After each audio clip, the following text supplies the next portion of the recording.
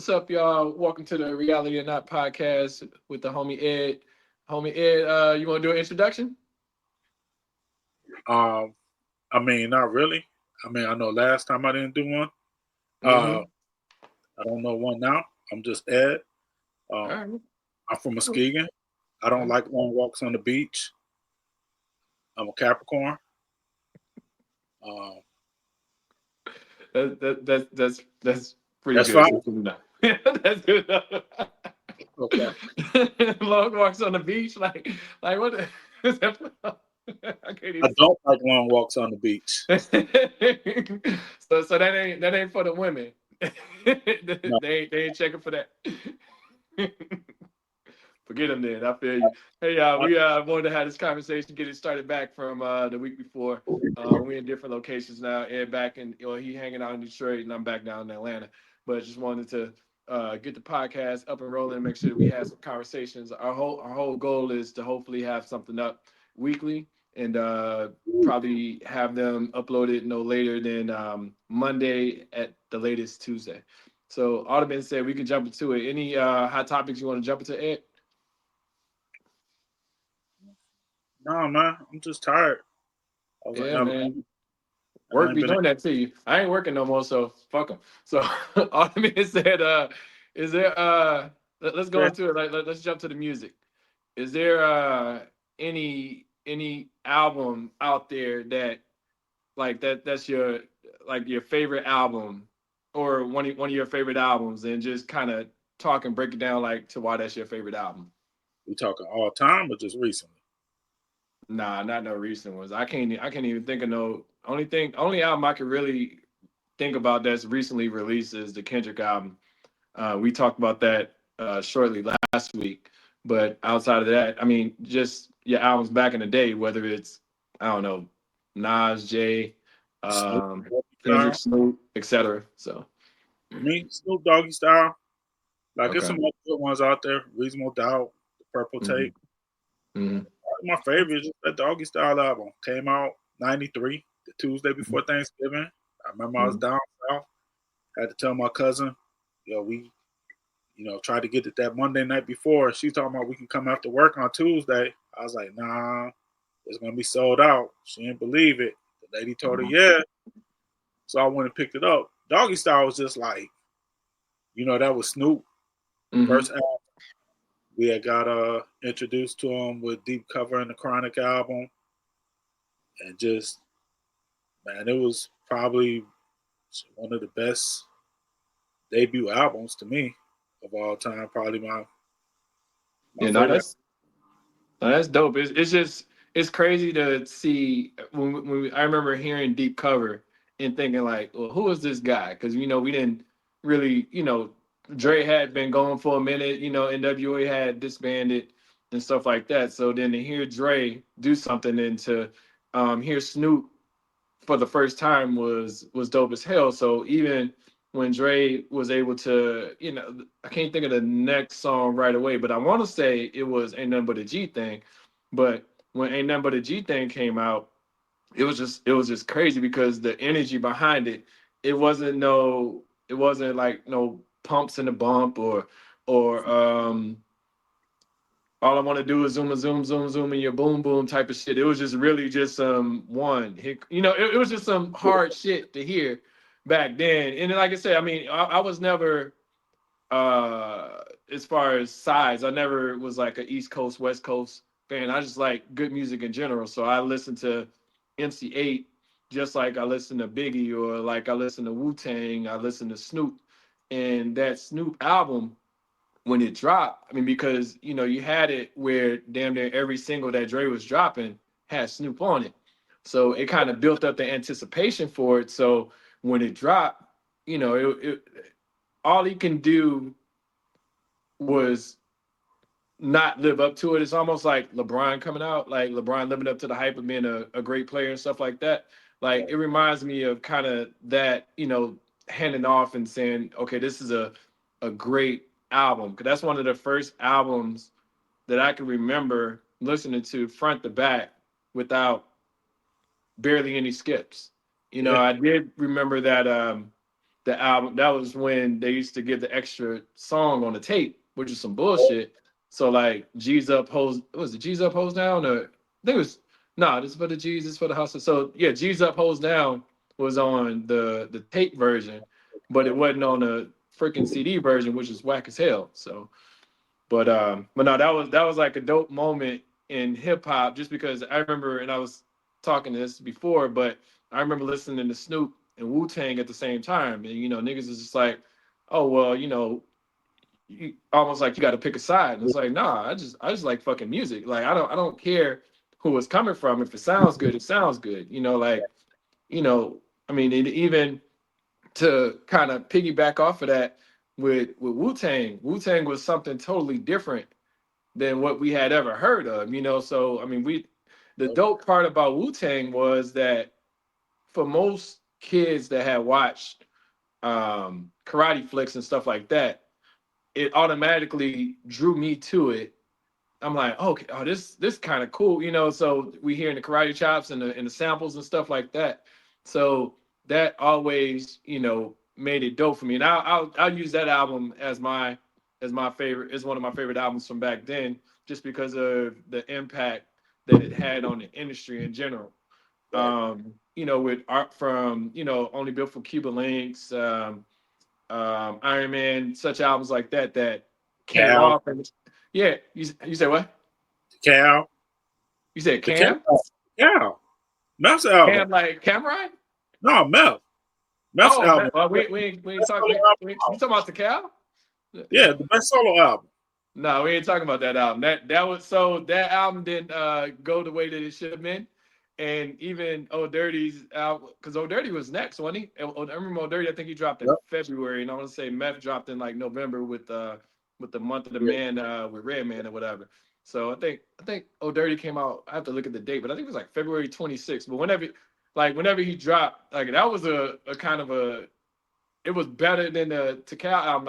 And I'll go on record to say I don't like no Method Man albums, and I tried. That's So fair. The yeah. closest one I like is the one that came after that. I'll be going on the Method Man track. Where he was like dark and stuff on the cover, and like it was bluish shit. Yeah, that's 2000. That wasn't like great, but I mean, if you gotta choose a good Method Man album, I still remember when we stayed in Lansing together, and like I was working on 2 jobs, and you, Owen, Craig, I listened to a bootleg copy of the one joint, the one I think had the Red album, had Red in it.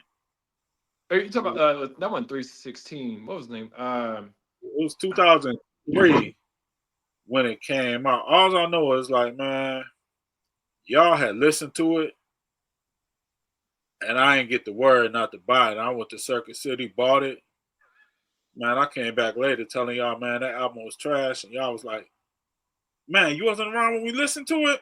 Like, nah, dog, I was working. Like, My what? bad.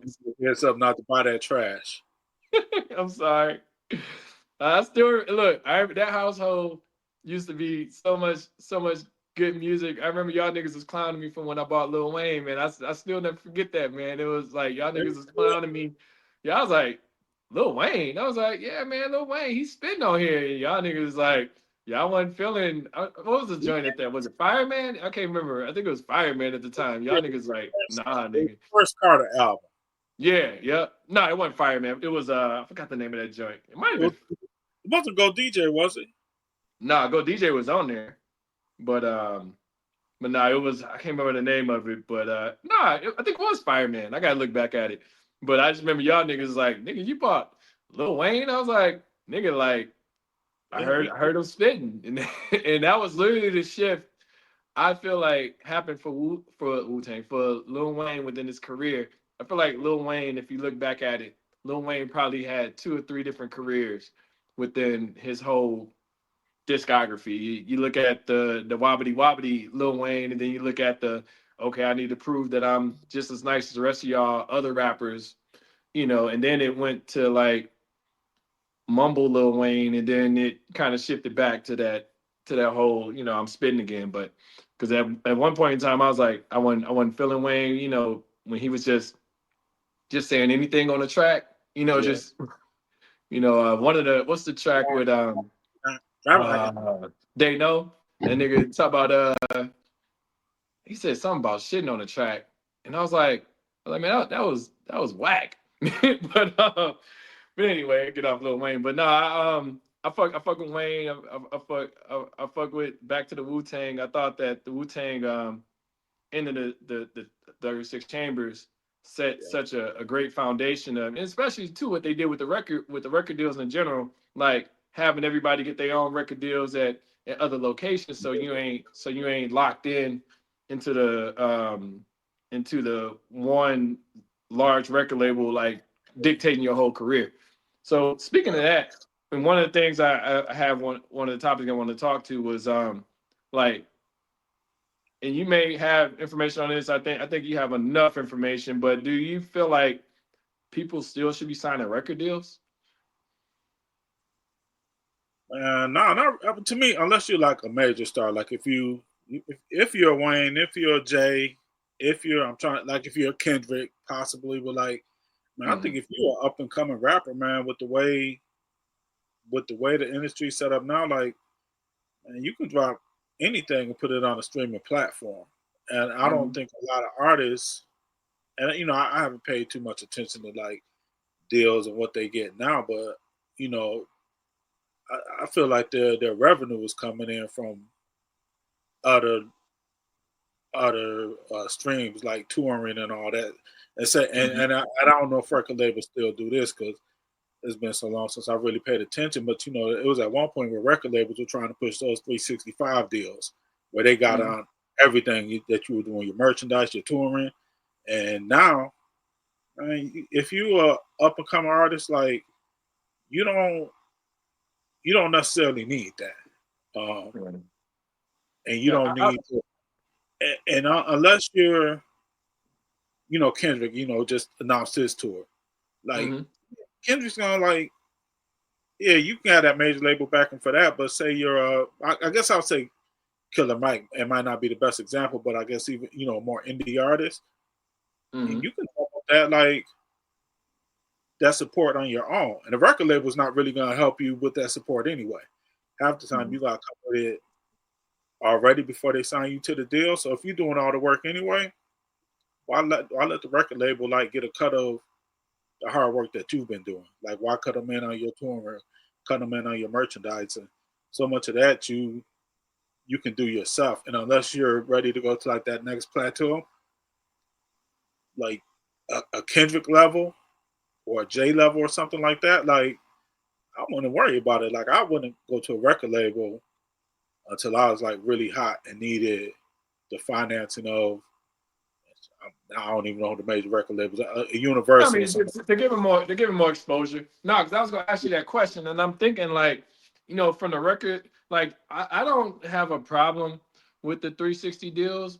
I think the problem I have with it, I mean, you alluded to it, is how much that you're giving up.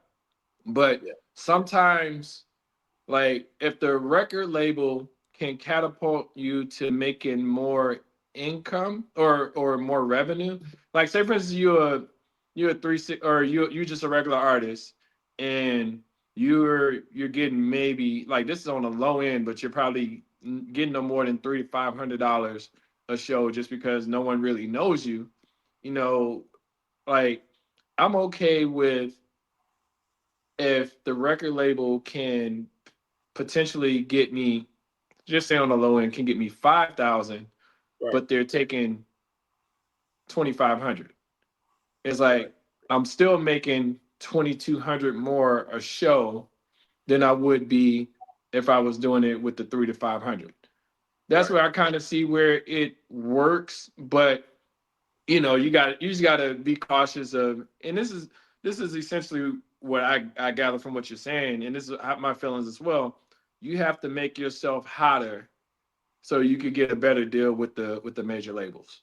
Yeah, I yep, mean, and say, hey, you guys do this. You guys cover the, not even just merch, but if you want to have physical, because I don't know how niggas survive these days with physical uh music, but cut them in on something that isn't as impactful to your income, or just cutting them down in the amount of, I mean, do it 20% versus 50%, or just understand your math. Because one thing I never understood, and I believe this from all factions, is that if you sign on to something, then I mean, that's what you do. Like if I sign up and I say, hey, I want to make $15 an hour, I can't be mad at work if I got to do extra work for $15 an hour. Right. If I sign on to make $90 an hour, I'm probably happy with the work that I'm doing. You know, like, Yeah. and I'm going to work just as hard. I mean, I'm gonna work harder. Um, even like I'm not gonna necessarily I mean, there's always things to complain about, but I'm not going to be focused on complaining if I'm getting my just due. And Right. some people end up as within the or the record industry, um, just trying to get in the door, and then it's like, oh, I need to get out of my contract. Like a lot of artists have shown and told us in the past, whether it's shit like Five Heartbeats and you seeing niggas being hung outside. I mean, it's based off of a story, but it's just it's a good ass movie, favorite movie ever. But you say Rule number what? Q-Tip was like rule number 4080. Record company people are shady. Like, and we've seen it. You saw Mace with Bad Boy. To what you're saying, like, I feel like enough people have seen the the results of kind of signing over your soul Mm-hmm. to know don't do it. Like, and maybe you walk in, you give yourself time where you have leverage where you can negotiate a contract where you don't have to necessarily sign over your soul. Like I know it used to be, you had to your contract was based on the maybe number of records that you gave to the record label. Maybe instead of giving them 5 or 6, you give them like 2 or 3. Like I think in basketball terms, like you look at LeBron, like LeBron has never signed more than a 5 or 6 year deal.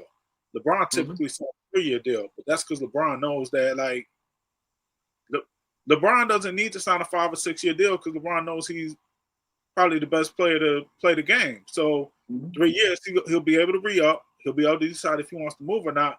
Whereas if you're like, I don't know, trash NBA player, or you just don't, you might have just had one hot year.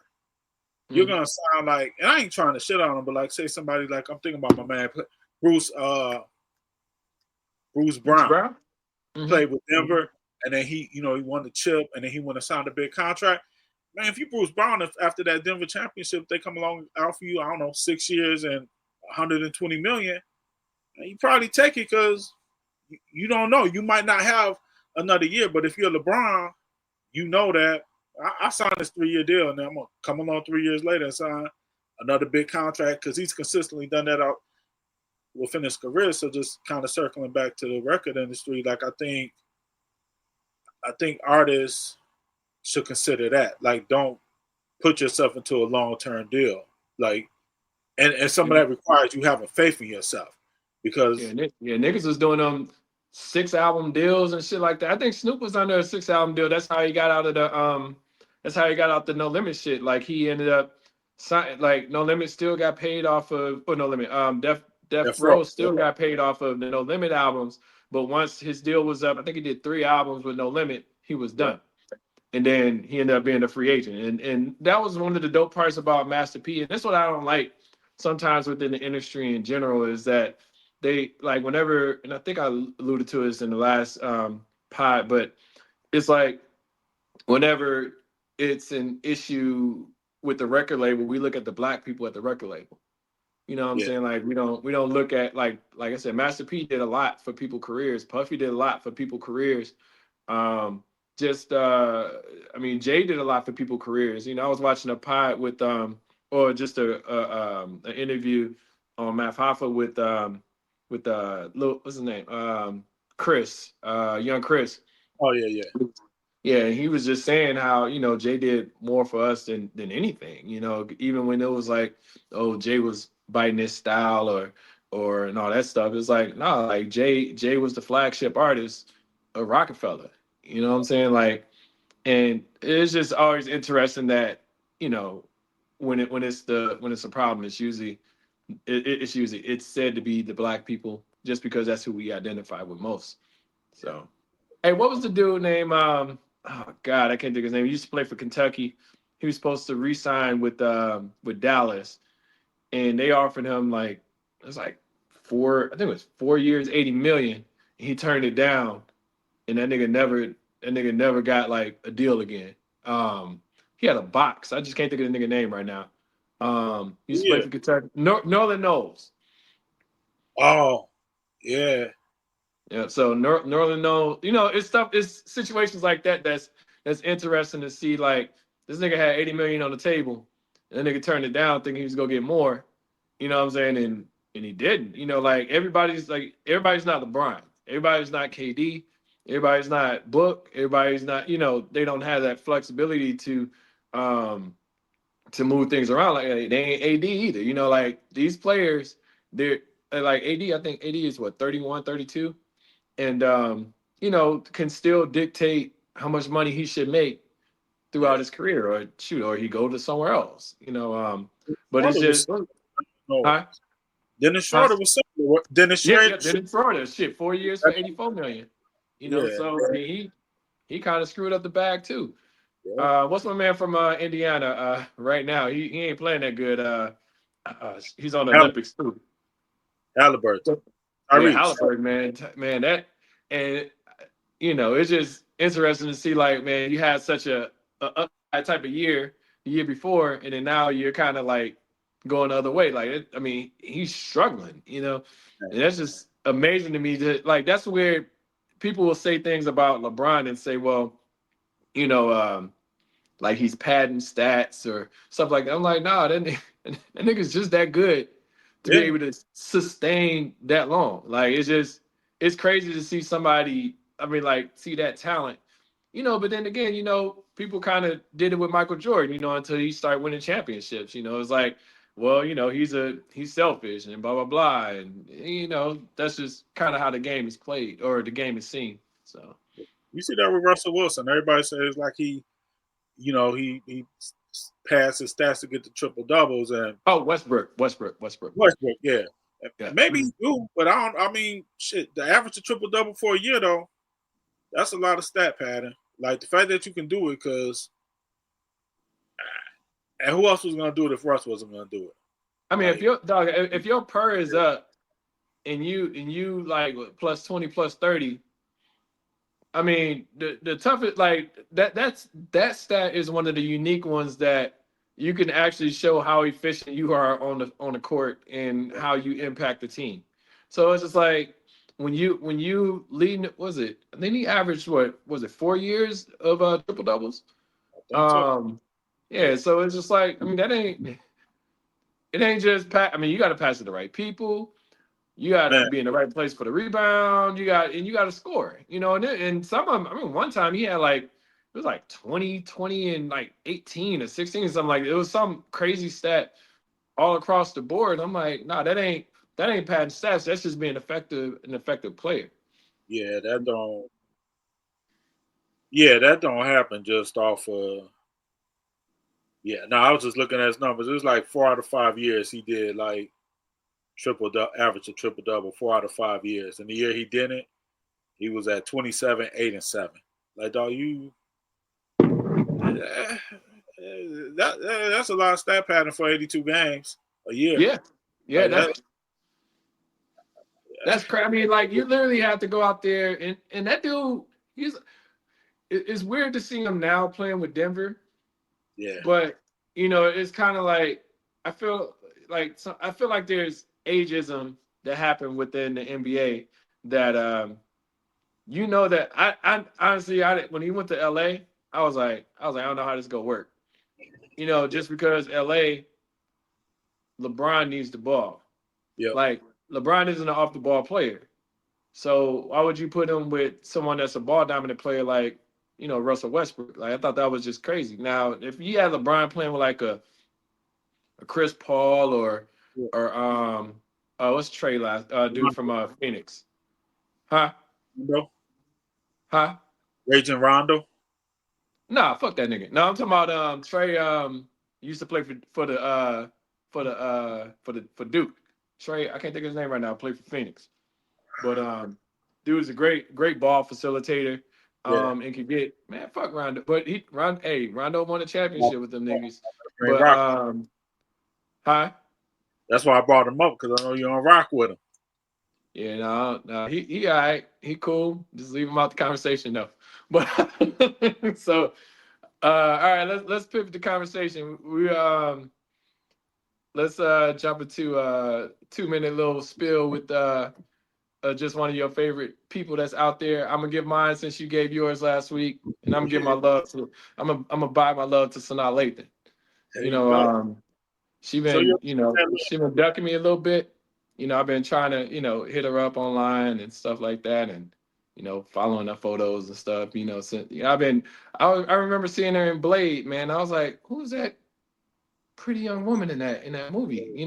I mean, so and then she kind of, especially in what Best Man and in the Wood and loving basketball. Even though what was his name? What was the basketball player name on Omar Epps' character?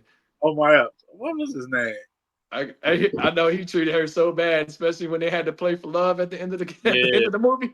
Like, that nigga was damn near boxing her out and damn near dunking on her and shit. But but yeah, it starts with an M. M or a D. I just can't think of it right now. But yeah, man, he was doing it so wrong, man. But man, that's my love, man. I can't wait to see her whenever she Oh, sees me. Quincy. Quincy Quincy, yeah, McCall. Quincy. My bad, not an Yeah. MOD, but yeah, Quincy. Yeah, And Quincy. don't forget in Love and Hip Hop. Yeah. Oh, yeah. Love and hip hop too, man. And I love when Quincy went up for a dunk and landed on his leg wrong, man. And then, I Yeah, mean, he still got her, but you know what I'm saying. I was like, yeah, that nigga got an injury. Like that's what you get for letting the love of your life go, man. right. And he sitting in the stands at the WNBA game at the end. Yeah, with the daughter, man. Like that, he was an at-home father. That's what he Yeah, deserved.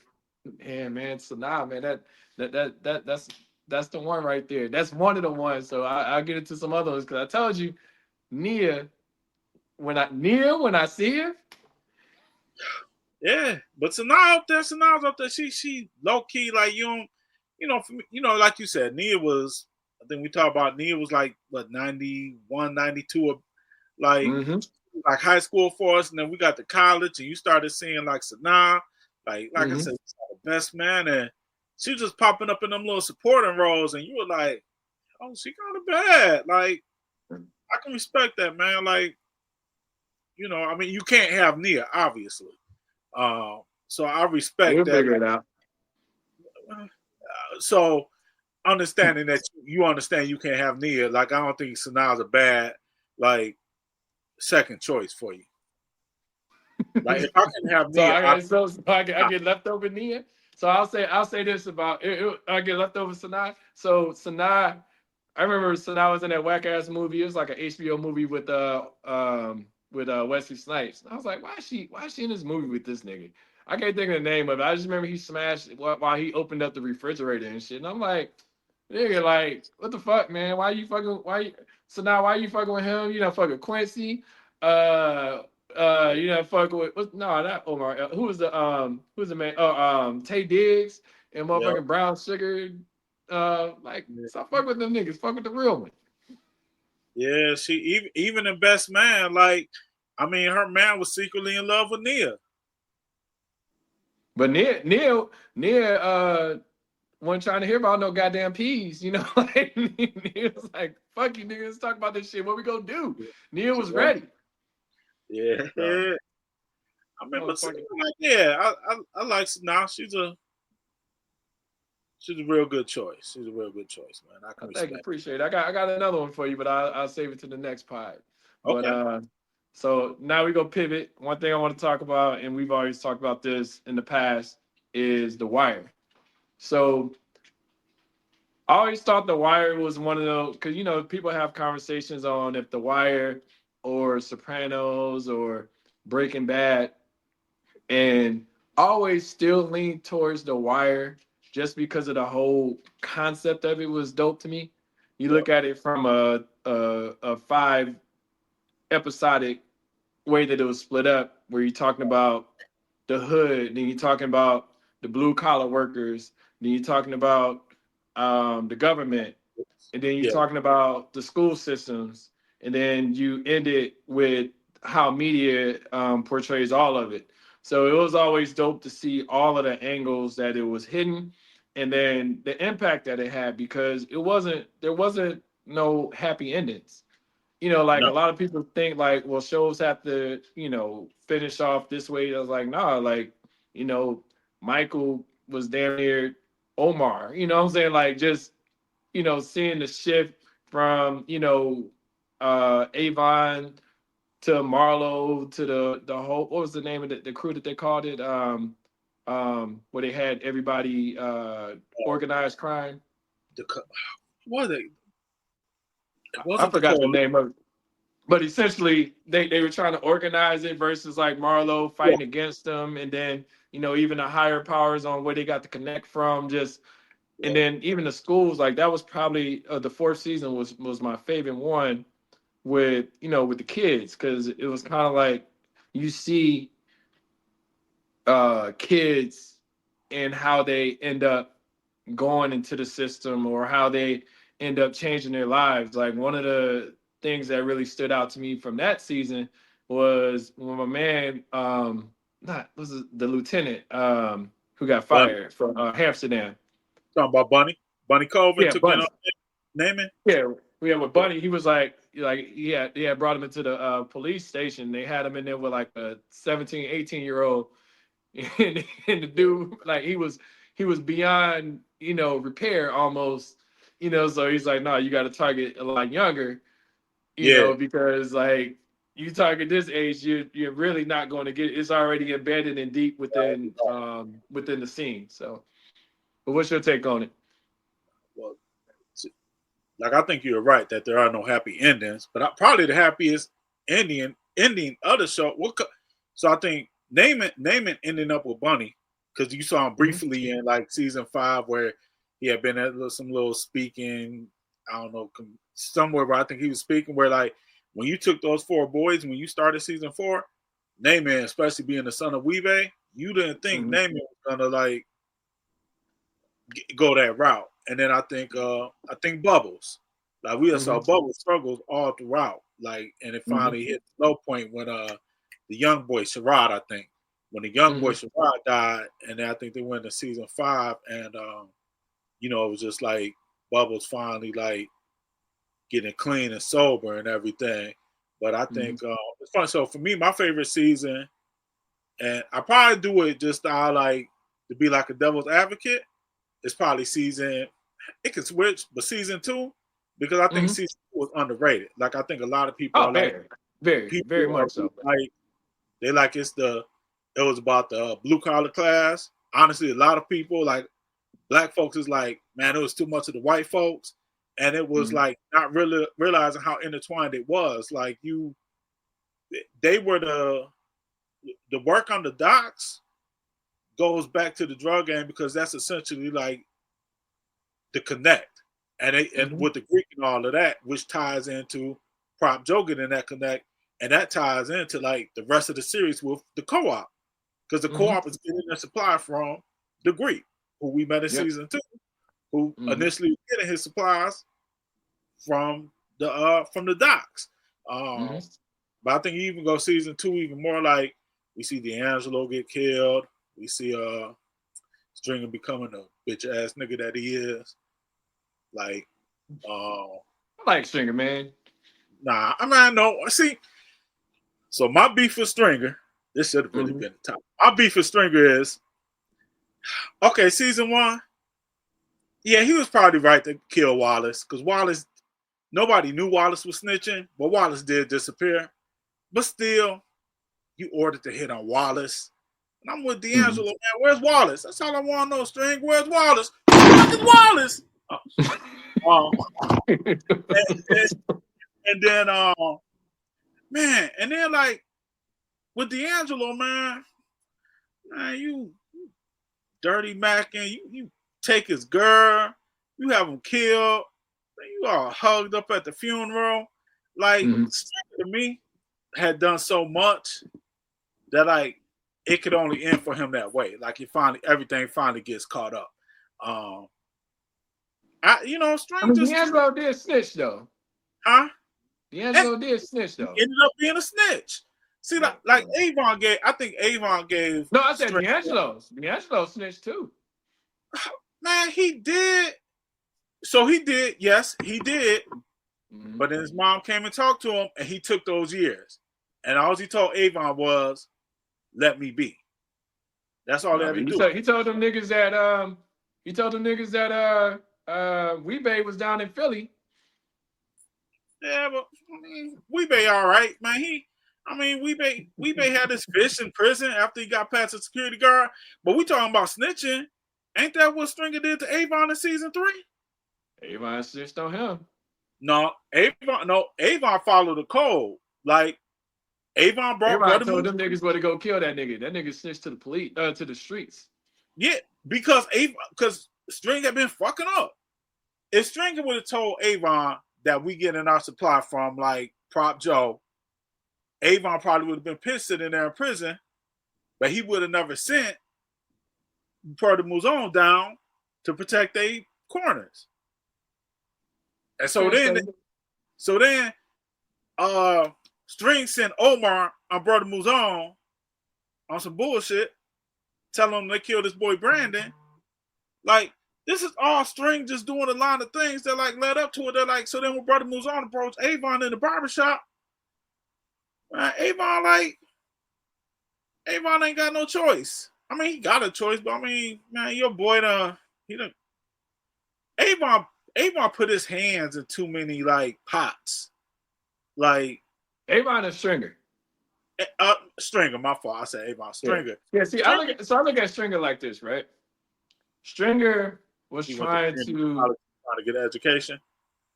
no. Stringer was trying to change what the street was, and he was going about it the wrong way. Yep. Now I'll say this: a lot of the moves that Stringer did was literally for them to save face as a criminal organization. I don't think that there was too like it was almost trying to figure out, well, how do we get rid of Brother Muzon? We don't need him here, or blah blah blah. And like I said, I'm not justifying what he did, but I feel like he did what he had to do to maintain the street business. You know, like the only like I didn't think he had to necessarily kill D'Angelo. Only reason why he went off and killed D'Angelo was that whole, it's like he's a loose cannon. Like we don't know, but with the D'Angelo, like you said, the leave me be, let me do my own. He took the 10, right? I And took 20. him taking them years, it was like, hey, just leave me alone. I think I put it like this: if Avon was able to get through to D'Angelo in prison, I don't think um, Stringer would have took him out, because it was a I think part of even when they asked him he was like, hey, how's it up? How's it with the young boy up in there? He's like, man, he can't get through to him. So Stringer more so like trying to protect business. And like I said, Stringer thinks business wise. So that makes it a little bit more difficult for him to, business is business. So that's how I felt like he went about it. It was like, well, you gotta take him out. Not that, like I said, it wasn't right, but it happened. Yeah, So but he looked at everything as business. So then that's why seeing Avon had like to me, Avon was about family. Avon was about loyalty, and I think at that point in season 3, where he does end up giving Stringer over to Brother Muzon, man, by that point, man, I think the loyalty had been lost between them. Like, man, probably one of the saddest scenes though, like, is when you go back and look at it. Like, of course, is when Wallace get killed. Like, I cried hard. No, I didn't cry hard. I'm a man. I mean, Wallace deserved to die. No, he did. But I think like to me, like, and see the thing for me about season 3 is I think season 3 might probably be the best season to me. But Mm-hmm. like I was season 3, that's when I moved over to Detroit. Like right after staying with you and Owen Craig and Lansing. So like I didn't have access to HBO, so I was catching everything late. Mm-hmm. So, but like when I go back and look at season 3 now, man, sometimes I look at that last scene between Avon and Stringer.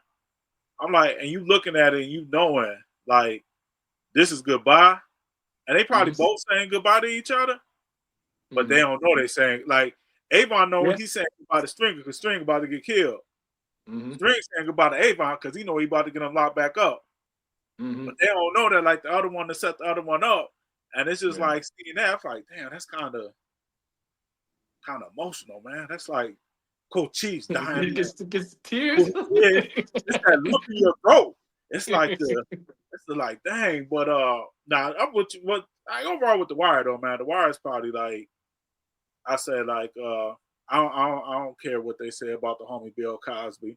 Uh, Cosby Show is my Cosby Show favorite is fucking sitcom of all amazing. time, huh? The Cosby Show was fucking amazing. I like, Yeah, nigga. The reason why I went to college, nigga, was because of the Cosby Show. yeah, Literally, yeah, and that shit had me like my whole life saying that, I want to be a lawyer or a doctor type of shit, because yeah, we didn't see that. We saw, I mean, our parents had jobs and stuff like that, but it was at a factory or it was at a prison or it was at, White community Collar, center, like urban league. It wasn't like no actual official title like an engineer or a doctor or a lawyer or any of those types of roles. So it just made it feel that it was attainable. You know what I'm yeah, saying? Like at one point in time, I wanted to be a lawyer, and I was like, because of fucking Felicia Rashad fine ass. But shit, I got yeah, 10th grade. I was like, shit, I got extra school to go to after the school. And I was like, yeah, nah. And then the same thing happened with the doctor. That's how I switched over to engineering. Nah. I'll just focus the engineer shit and keep it moving. But nah, them shows are so influential. Then you had a spinoff with different word. Different World that made it just that much doper. It was showing college like nigga, and being from a small town in Muskegon, nigga, I thought Hillman was real. And like I thought that was a fucking real school. So Yeah, niggas go to Hillman to start getting around like seventh, eighth, or like junior high yeah, school. Like, oh, that shit ain't real. yeah. You know what I'm saying? Like I'm sure I've been long gone and shit, long gone off. So, but Different Word had me looking at HBCUs, and although I didn't end up at an HBCU, like my first choice when I was looking at colleges was Clark Atlanta. Um, mm-hmm, then ended up being Central State. Then I ended up at not HBCU at all, Grand Valley. mm-hmm. Nigga, Much if more you done went to Clark, nigga, like like WBC. nigga, if you had went to Clark, and nigga, that was like that was a that was Freaknik time. Yep. Nigga, that'd have been crazy. Yeah. That was it. I think Freaknik stopped me around like 97, 98, somewhere around there, or it started getting whack around them years. But nigga, if you'd have been down here during that time, nigga, that'd have, and I would like I'd have shot down here, but I wouldn't have known what I was signing up for. Hell, my cousin was talking about come to Freaknik, and nigga, I was 14 years old, nigga. I Yeah. didn't shit. I had never seen a pussy at that point in time. Like nigga, I was just like, nigga, I was just so happy to see a porn or a magazine and shit. Like nigga, I would have nigga 18 to 20 coming Man, down here. Nigga, I'd have had so much fun. That shit would have been so dope.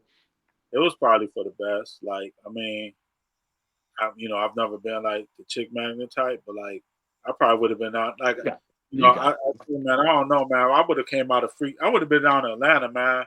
Like, thankfully, I have no kids now, man. I might have had like 5 or 6 because I probably would have just went crazy, and then I'd be somewhere 5, 6 dick kids, everywhere.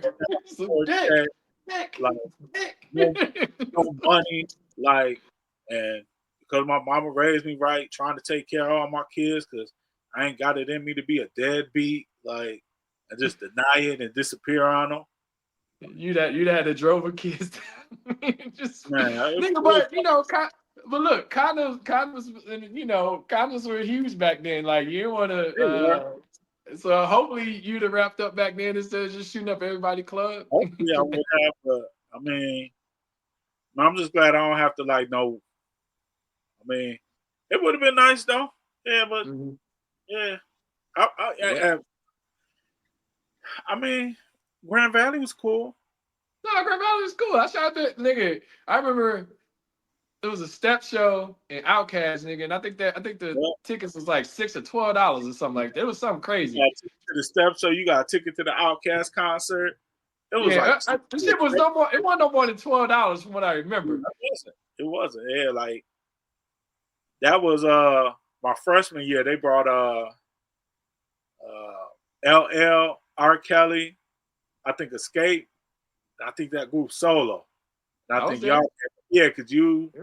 Brian, did Brian come? No, I don't know if Brian No, came. Brian Frank, didn't come. You know, we was beefed out back then about the bone tape and different shit from high school and shit. yeah. We But y'all get money came together now, for but the it was just Outcast, silly ass shit. So yeah.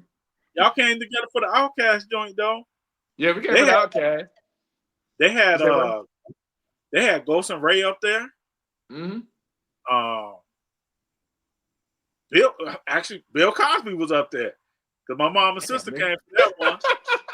Bill was in Chris that Rock. bitch. Chris Rock came through.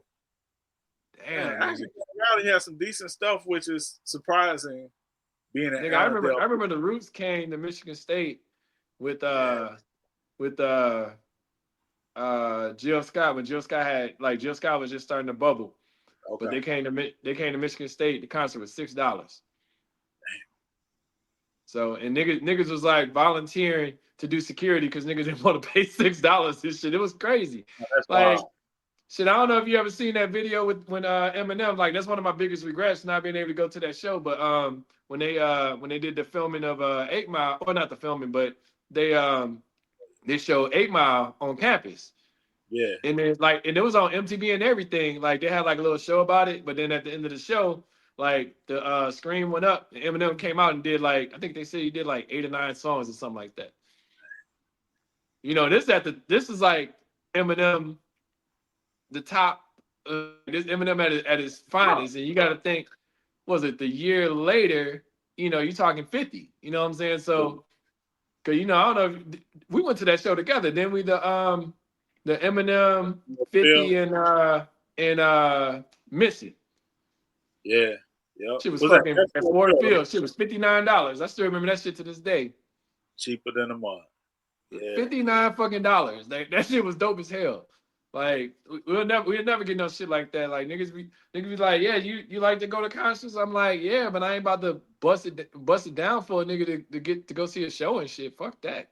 Like I nigga, just bought I don't tickets. see motherfucking Music Soul Child for $85. Like the fuck out of Yeah. here. Like the fuck that nigga ain't dropped nothing in damn near 20 years. You know, like I ain't doing that shit. The fuck. Great So years ago. yeah. So one thing I want to get back to, we had talked about is a second ago, but out of the wire, who is your favorite character? You got one already? Ah, shit. Let's see. All right, let me think on Oh, it. you go first. If I had to have a favorite character, it would be, I would say either Michael.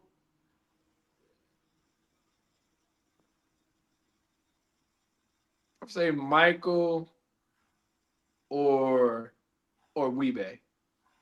See, I was And thinking Weebay. I was thinking Weebay too. Like, but go ahead, go ahead. no, I'm about to say I fuck with Weebay because like Weebay was, and then I mean some Charles could be in there as my dark horse, but some Charles like he said a line to me, and this is how I felt like Weebay was always. He's like, you know, if you if let's say if you tell a lie, then you have to stand on that lie. Like when talking about going to war or whatever, Yeah. and He's like, like that luck. line always stuck with me. Like stick with the team. Like and Weebay was that type of nigga. Like he always stayed with the team. Like if it was Avon, he's like no matter what, shoot. I remember when when they was outside the girl house, and it was him and Avon, and he was like, "Hey man, pull the phones out of the house." And Weebay was like, "Take up phones?" You know, like he's like yeah, get the phones up out of there. And he's like, all right. And then they just drove off. And then doom, doom, doom, doom, doom, doom, doom. The music came on and shit. And I was like, Even, when you walk through the garden, you better watch even, your back. I at the end of beg your season one, pardon. But at the end of season one, when Weebay is he's in there taking all them bodies in mm-hmm, the interrogation, mm-hmm, and the lawyer's like, he's like, look, you give them all the bodies you got now. He's like, because if they come back and find something, right now it's straight life. If they come back and find something, it might be capital murder. And then Weebay just like, man, fuck it, for a pig sandwich and some tater salad, I go a few more. And like this, see, like he gave him Little Man, and then Yeah. he gave him I think he gave him Gant, the security guard, who he didn't do Mm-hmm. at all. Yes. That Burton had done, but he was in there just taking bodies and like even like just him holding it down, even when he got locked up and everything. Like he just held it down, and then like you see it, I think at the end of season 5, like him and Chris, they just dap up. Like probably both just gonna be lifers, and they just they do their time. But like yeah, Weebay just like I said, because and even Weebay, when you look at season 4 when Bunny comes in to talk to him about naming and telling him that like naming ain't built for the streets or built for the corners, and that naming can have a better life. And then Naaman's mom's coming there and he let her know like, nah, you gonna let that boy go. Like even Weebay just like yeah, showing his loyalty to the streets, but then like man, understanding like his son ain't about that, and his son can have a better life, and like not because it could have went the other way where Weebay would have been like, nah, my son gonna be in these streets like I was, even though naming wasn't They built. weren't built for it. Yeah, like And so, we all saw it, like especially when Mike was swinging on the dude, like and they on what's the little nigga? I hate that nigga. That one Kennard who killed Kennard, I hate fucking woman. Kennard. Fucking took out Omar and shit. But yeah, Yeah. man, like that, and of all niggas, like that had to be the one that took out Omar. I'm like Omar out here limping and shit, then jumped out of a 3rd-story building and shit and survived, and then this nigga like the one take him out. I'm like, man, fuck Kennard. That's the randomness of the wire, though. That was the like anything can happen, because like you said, like man, everybody we saw come at Omar, like Avon, Springer put bounties on his head, Marlo put a bounty on his head, and it's a little kid who, Yeah, man, I don't know if man, that little motherfucker was like I think torturing a cat in like season 4 or something. Like yeah. that little motherfucker been around. Like, oh, he about to be a serial killer. Like, No, like if you go back and watch that episode when he took him out, if you really pay attention to it, you know how shows always have like the build up to when like okay, this leads you into the next episode. Like that shit happened like halfway through the episode. You know what I'm saying? When Omar got shot. You know what I'm yep, saying? It wasn't like Omar got shot and then it led to the next episode. It was like this shit just happens and then we yeah, go keep it going. yep, You know what I'm saying? So those little things like that was like I see as highlights of the show. It was just saying how things just happen and they don't have to happen in the order that you expect them to, but shit just be going down. So that was like that's how I took it. I took it as real life. Like it was one of my favorite scenes was when McNulty was sitting outside of D'Angelo's house and D'Angelo walks in oh yeah, and this was kind of like it was alluded to like maybe like episode 5 or 6 that the nigga like to make sure his gear right or whatever. So then like McNulty like looks at him and they telling him, and then yeah, he comes out the house and he was like he was in there getting dressed. That was literally like, but it's just little things like that, and even what's the story with my man Snot Boogie? You know what I'm saying? Like that's what oh drew me yeah, into the show. I'm like, wait a minute, like what are they talking about? Like man, it's America, man. I'm like, yeah, I'm like, yeah. all right. So I mean, I rewind that scene. Like I don't know if you saw the photos I posted, but shit, I took a picture like, oh, where Snot I Boogie remember that. murder Yeah, scene was. like, so why'd you let them play all the time, man? It's America, man. You got to. That nigga was stealing. He was stealing the money every single time, and they was beating his ass every single time. They was cool with it. They was like, Yeah, man, that's just who he is. That's not Boogie. I'm like, damn, it was shit. because I think even on the show, they mentioned it before. Like if you notice, like some shows they'll have like um they'll have music playing in the background, like it's kind of like the score to the show or movie. And like if Mm-hmm. you notice The Wire, of course you got like the theme song, and then you got the montage at the end of every season where they Mm-hmm. play some music. But they're like, other than that, like I think it might be one instance, but other than that, like the only music you hear in The Wire is part of it's like background noise. Like somebody might be playing in their car. It might be coming from somebody that might be in the project. Somebody's playing music, but it's never like the show didn't It's really not the have like focus. yeah, which I thought was kind of dope too. Like, Yeah, it and was. when I heard No. mention of it, I thought about it, I was like, damn, they right. Like you really only see music, of course, the theme song, and then the montage at the end of every season. But Mm-hmm. like throughout, like I started paying attention. I was like, yeah, it is only heard when like it's in the scene. It's more like background noise. It might be, they having a party or something. You hear music, but it's never Yeah. like, you know, music just playing because it's the score of the show. But it's probably the best show that to me. Like if I were to probably go, other ones that I would think of is maybe Breaking Bad or Game of Thrones. Mm-hmm. And I don't know that I'll probably put Game of Thrones 3 in that. Mm-hmm. Breaking Bad, Breaking Bad wasn't bad to me either. I think Breaking Bad's final season was a little bit more, I guess I'll say, action packed than Mm-hmm. the last season of The Wire gets like a lot of. I think a I think it lot of just people. wraps up. Like I think the Wire's last season just wraps it up. I think Breaking Bad wraps it up with like you said, there was a lot of stuff going on, but the Wire just seemed to be a continuous Yeah, flow from the previous season. Like it wasn't anything like, oh well. I mean, it was a lot of things being tied up. right. As far Michael and was Omar, was that season 5 or season? That was season 5 when he died, right?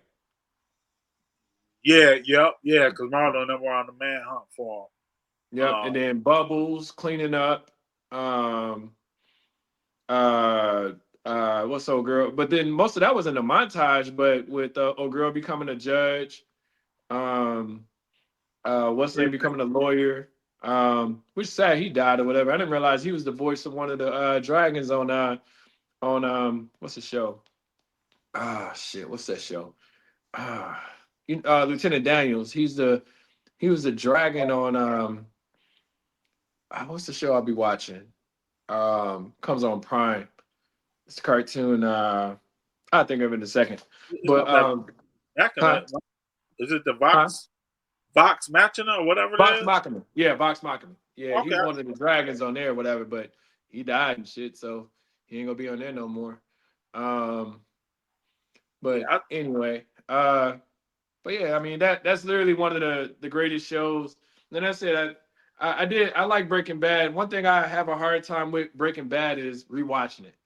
Like I'll try to watch it and watch it where like I literally have to watch it from the beginning to the end, right. like from first episode to the fifth season to be able to be into it. Just because like if I watch a show, if I watch it like season 2 episode 5, I'm just like, well shit, I might as well just watch it from the beginning of season 2, whatever. Whereas like say for instance the wire just be on, I fall Yeah, asleep, I wake yeah. up and I just continue watching where it's at. So but I do that with Suits too. Shit, that's one of my favorite shows as well. So um but yeah, but that's it, man. I just wanted to get some conversation with you and get the pod back going. But thanks, Ed. Appreciate you.